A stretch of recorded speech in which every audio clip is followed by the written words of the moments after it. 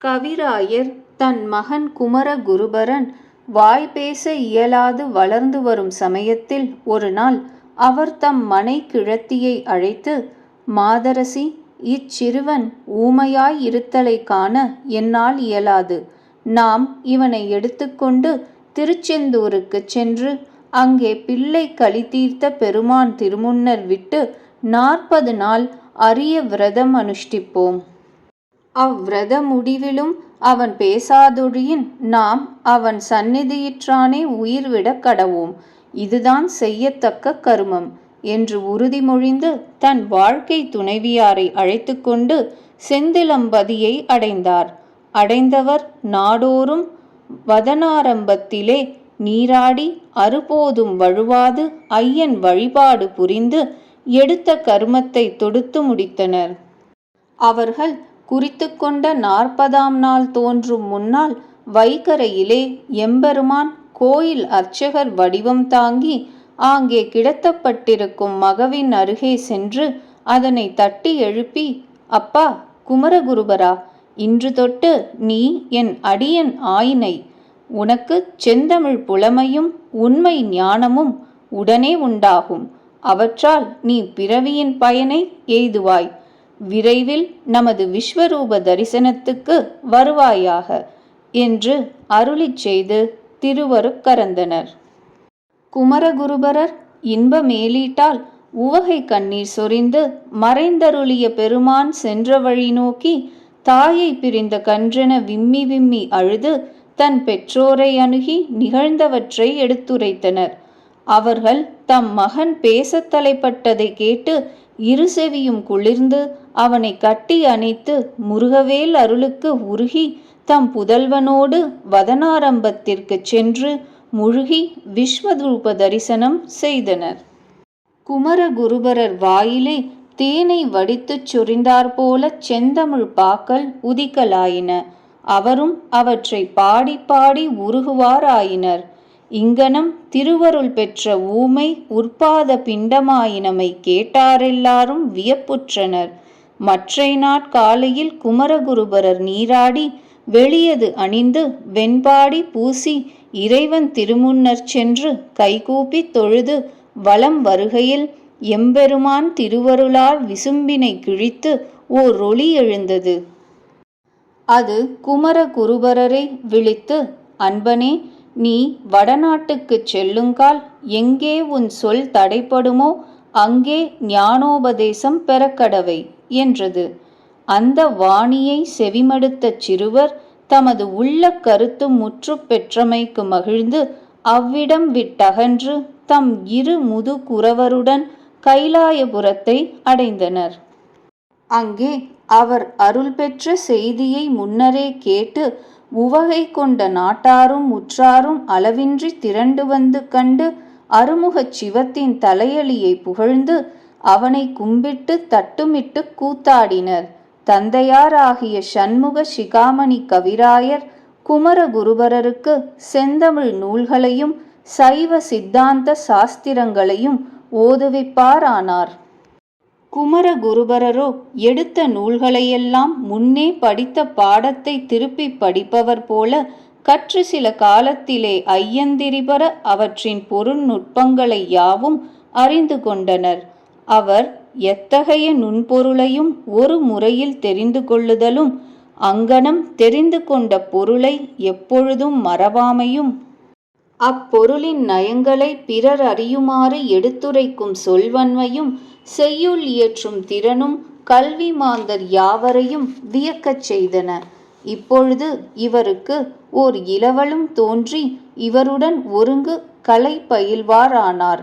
அவரும் கவி பாடிச் சிறந்த புலவரென மதிக்கப்பட்டனர்.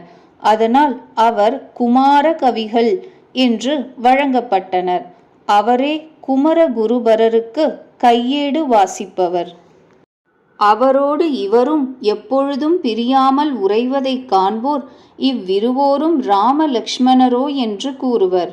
சிறிது காலம் சென்றதும் குமரகுருபரர் தமக்கு அருள் அமுதம் வழங்கிய அருமுகச் செல்வனை நினைந்துருகி அவன் மீது திருச்செந்தூர் கந்தர்கலி வெண்பா என்னும் அன்பு கனிந்த சைவ சித்தாந்தம் மணக்கும் சீரிய நூலை பாடி அருளினார். அவனுள் சில அடிகளை கண்டெடுத்துக் காட்டுவோம். யான் எனதென்றற்ற இடமே திருவடியா மோனப்பரானந்தம் முடியாக ஞானம் திருவுருவா இச்சை செயலறிவு கண்ணா அருளதுவே செங்கை அலரா இருநிலமே சந்நிதியா நிற்கும் தனிச்சுடரே எவ்வுயிர்க்கும் பின்னமர நின்ற பெருமானே. பின் குமரகுருபரர் மதுரைக்குப் போக விழைந்து அங்கையர்கண் அம்மையார் மேல் மீனாட்சி அம்மை பிள்ளை தமிழ் என்னும் ஓர் அருமருந்தன்ன நூலை பாடி முடித்து பெற்றோரிடம் விடை பெற்று கொண்டு தம் இளையவரோடு அந்நகரத்திற்கு வழிகொண்டு திருப்பரங்கிரியை அடைந்து குமரவேளை தொழுதிருந்தனர். அவற்றை கங்குலின் கண் மதுரையை அக்காலை அரசு புரிந்து வந்த திருமலை நாயக்கர் கனவிலே கயற்கண்ணி தோன்றி, அரசே, நம் இளைய மைந்தனாகிய கந்தன் அருள் பெற்ற புலவன் ஒருவன் நம்மேல் பிள்ளைத்தமிழ் பாடி வந்து திருப்பரங்குன்றத்தே தங்கியுள்ளன். அவனை நீ பரிவாரங்களுடன் சென்று எதிர்கொண்டழைத்து போந்து அந்நூலை நமது சந்நிதியில் அரங்கேற்றுவிக்க என்று அருள் செய்தனள். திருமலை நாயக்கர் துயிலுணர்ந்து மறுநாள் தாம் கண்ட கனவினை யாவருக்கும் கூறி அம்மையார் பணித்தவாறே பரிவாரங்களுடன் திருப்பரங்கிரியை அடைந்து குமரகுருபரரை கண்டு வணங்கி, அடிகளே, செல்வத்துச் செல்வமாகிய அருட்செல்வம் பெற்ற பெரியீர் தேவரீர் மதுரைக்கு எழுந்தருளி எம்பிராட்டி மேல் தாங்கள் பாடி அருளிய பிள்ளை தமிழை அரங்கேற்றல் வேண்டும். இஃது எம் அன்னையின் கட்டளையாகும் என்று கூறி அவரையும் பிள்ளை தமிழையும் யானை மீதேற்றி சிறப்புடன் மதுரையை வலம் செய்வித்தனர். பிறகு திருக்கோயிலுக்கு குமரகுருபரர் சென்று முறைப்படி வணங்கினர். அப்பொழுது உலகெல்லாம் ஈன்றும் கன்னியாகிய அம்மையார் தமக்கு பிள்ளை தமிழ் பாடிக்கொணர்ந்த பிள்ளை கழிக்க பிள்ளை திருக்கோலம் காட்டினாள். அதுவே தமது நூலுக்கு உகந்த பரிசிலெனக் கொண்ட குமரகுருபரர் அளவிலா இன்பம் அடைந்தனர்.